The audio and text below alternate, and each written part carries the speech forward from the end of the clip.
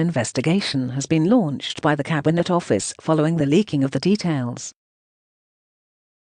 Buckingham Palace was furious last night after the secret blueprint for the Queen's funeral was leaked.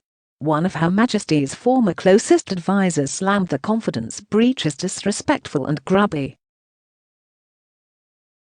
Dickie Arbiter, the Sovereign's official spokesman for 12 years, demanded an immediate sacking after intimate plans decades in the making were made public. Widespread anger erupted at a decision to publish an official programme of events for the 10 days following the death of Her Majesty, culminating in a state funeral at Westminster Abbey.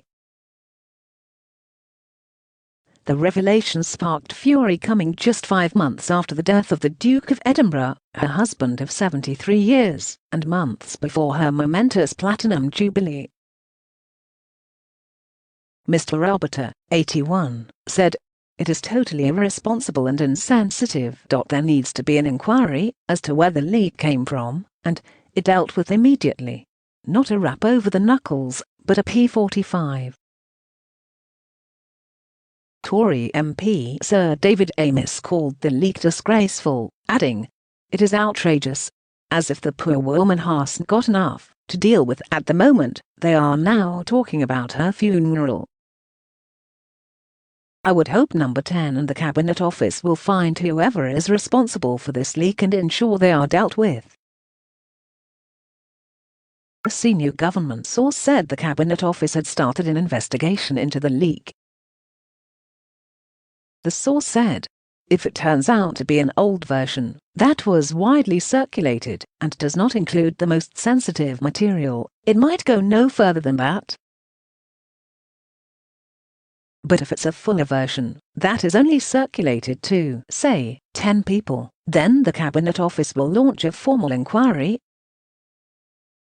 The Cabinet Office refused to comment on the leak, but senior staff are understood to regard the timing of the dossier's release as distasteful and disrespectful to Buckingham Palace. The Queen, 95, is in good health and there is no suggestion the plans are being advanced. The monarch has a busy autumn and winter diary, which includes the opening of the Scottish Parliament. Security services and senior civil servants have known the plans, which are regularly updated for years. Royal funerals have for decades been suffixed with the word bridge. This was the case for Diana, Princess of Wales, who died in 1997, the Queen Mother in 2002, and the Duke of Edinburgh, who died on April 9, aged 99. The details for Her Majesty's funeral are known as Operation London Bridge. The Daily Express has chosen not to publish intimate details of the arrangements out of respect for the Queen and her family. But it is anticipated the state funeral, the biggest since Sir Winston Churchill's in 1965, will be held at Westminster Abbey, where she was crowned on June 2, 1953. It will be an official day of mourning and fall 10 days after her death. She will lie in state for 3 days, with the public allowed to file past her coffin to pay their respects. The Prime Minister will address the nation live on television and will deliver the first tribute. Gun salutes across the country will follow. The level of detail contained in the documents published by website Politico will deeply concern a government reeling from several high-profile recent leaks. It lays bare in detail the urgent action that will be undertaken by every arm of the British state, including a vast overt and undercover security operation, to manage unprecedented crowds expected to total millions, and any potential terror threat. It also warns of anticipated travel disruption as London comes to a complete standstill.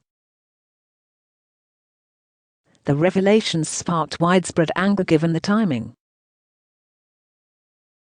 Next year, there are plans for an extra bank holiday to mark the Queen's Platinum Jubilee, starting on June 2. James Price, staunch royalist and former president of the Oxford Union, said, We have all been through an 18 months unlike any other, with loss of loved ones and unprecedented turmoil in all our lives. The last thing we need now, when normal life is finally returning thanks to the excellent vaccine rollout, is to have to think too much about such a grim subject. On one level it's comforting that the government has plans for every eventuality in place, but I don't think it's much help to anyone to go into such grisly details now. Her Majesty, despite the loss of her beloved husband of over 70 years, seems in excellent health and has a busy schedule planned.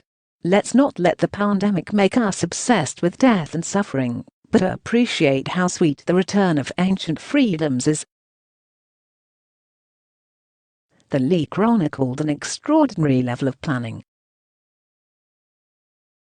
It will fall to the Prime Minister to meet the Queen's coffin at a London railway station. The documents reveal where this will happen, the location and timings of her funeral service, and where her body will lie in state, and for how long. They also reveal details of how the new king, her eldest son Charles, will embark on a tour of the UK in the days after his mother has been laid to rest. Each part of the plan has been given a code name, as have the arrangements for Charles' accession to the throne. Buckingham Palace declined to comment yesterday. A cabinet office source said it would be inappropriate to do so on a matter so highly sensitive. Comment by Diggy Arbiter. Buckingham Palace will be angry the Queen's funeral plans, while not a state secret, but confidential on a need-to-know basis, have been leaked and published.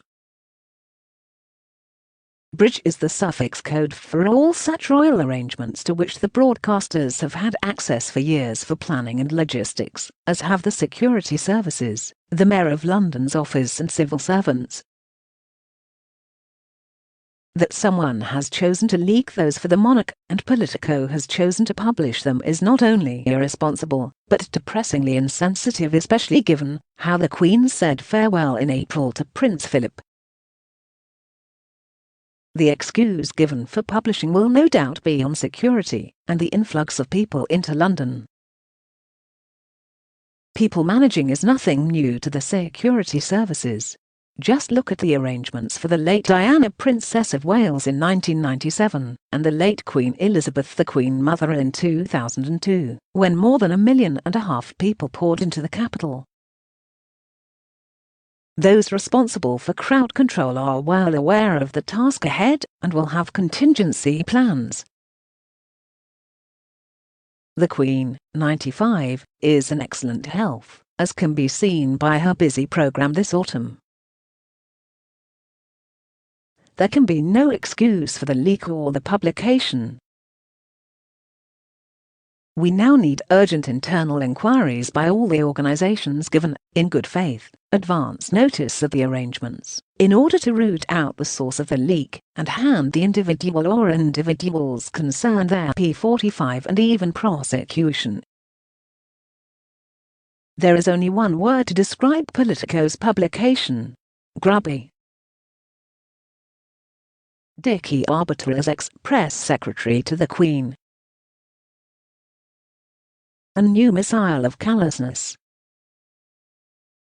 The Queen has had to endure a host of cruelties recently: the death of her beloved husband, the embarrassment heaped on her family by her son Andrew, and the relentless attacks by her grandson Harry. Now a new missile of callousness has been fired in her direction in the form of a leak to the website Politico about the official plans for her state funeral. Whatever their rank or fame, no one should have to suffer such a voluble dissection of how the immediate aftermath of their own death will unfold. Inevitably, Politico boasted about its supposed scoop, yet no public service was performed by this leak.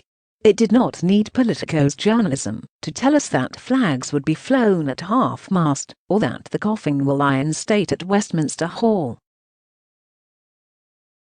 Precisely because of this paper's profound respect for Her Majesty, the Daily Express decided not to publish the details of Operation London Bridge, To do so, in our view, would have been both insulting and macabre. Yet, for all the hurt she might now be feeling, the Queen will rise above the media-concocted squall.